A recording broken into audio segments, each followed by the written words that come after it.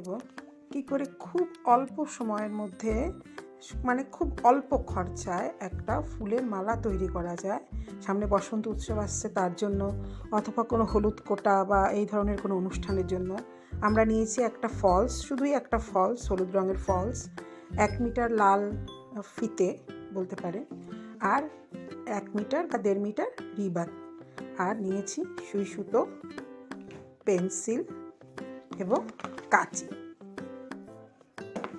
এটা দিয়ে আমরা একদম 1 ঘন্টার মধ্যে একটা মালা গেঁথে ফেলব। এই ফুলগুলো করবার সময় খুব মানে একদম সামান্য চওড়া করে আপনার স্কেল বসিয়ে কাটতে হবে। স্কেল বসিয়ে কেটে সাধারণভাবে পাপড়ির মতো করে কেটে নিতে হবে।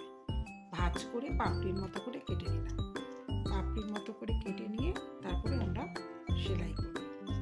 খুব সাধারণভাবে পাপড়ির মতো করে কেটে নিয়েছি।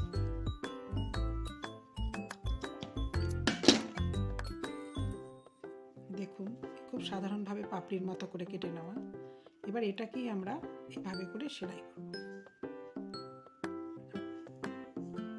এভাবে করে বসাতে চাইলে কেউ আঠাও লাগাতে পারে, কিন্তু সুই সুতোতে সেলাই করলেই এটা ঠিকঠাক থাকবে আর কি, বেশি ভালোও থাকবে, জিনিসটা নষ্টও হবে না, যতদিন খুশি ব্যবহারও করা যাবে।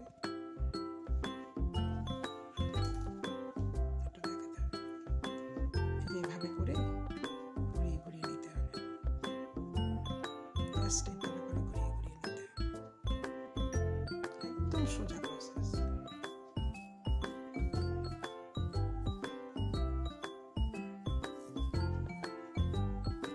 এটার সাথে বসিয়ে দিতে হবে।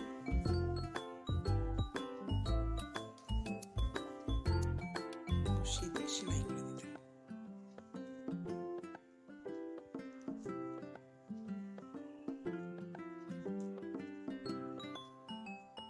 সেলাই হয়ে গেলে আমাদের মাঝে কিন্তু একটা একটু জরির টুকরো রাখতে হবে, যে কোনো জরি বা চুমকি।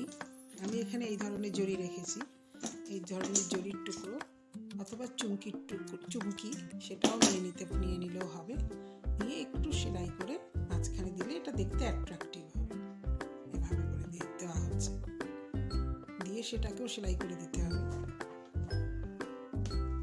একটু শক্ত হয়ে যায় তো অসুবিধে নেই।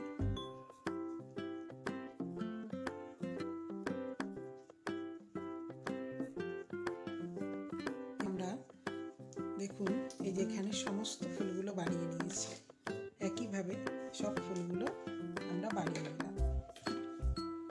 যে কটা ফুল লাগবে সে কটা ফুল আমরা বানিয়ে নিলাম।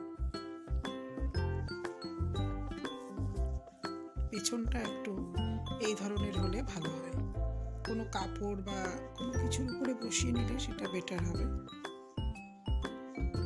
দেখতেও ভালো হবে আর পরে আমাদের লাগাতেও সুবিধে হবে।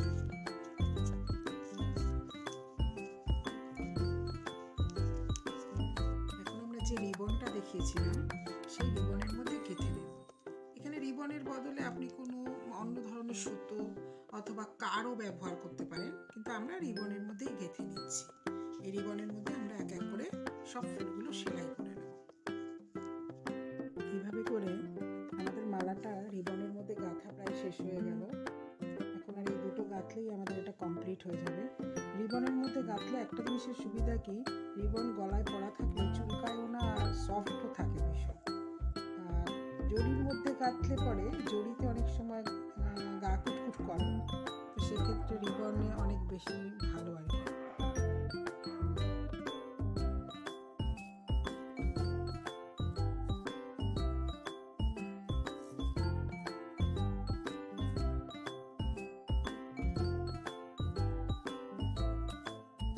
কানের দুলের ক্ষেত্রে কিন্তু ভীষণ ইম্পর্টেন্ট হচ্ছে এই ধরনের রিং কিন্তু কানের দুলের সাথে লাগাতে হবে, তা নয়তো কানের দুলটি পরা যাবে না। এইভাবে আমরা যদি কানের দুলের সাথে লাগিয়ে নিই তাহলে আমরা কানের দুলটি অতি সহজেই পরতে পারব।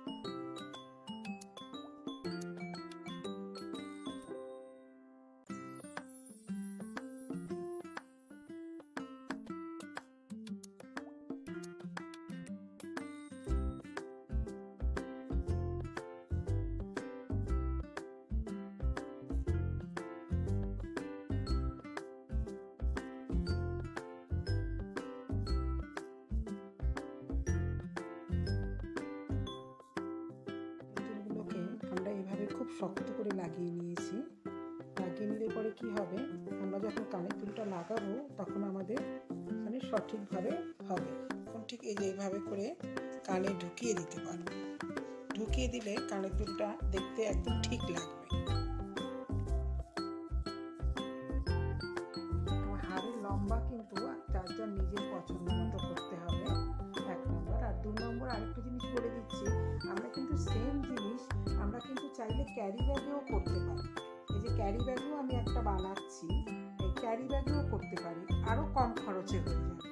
ক্যারি ব্যাগেও একইভাবে আপনি সমানভাবে কেটে নিয়ে ক্যারি ব্যাগেও এই যে ফুল বানানো আছে দেখুন করতে পারেন। অথবা আরও দামি কোনো কাপড়ে প্রত্যেকটা পাপড়ি আলাদা আলাদা করে করেও আপনি করতে পারেন।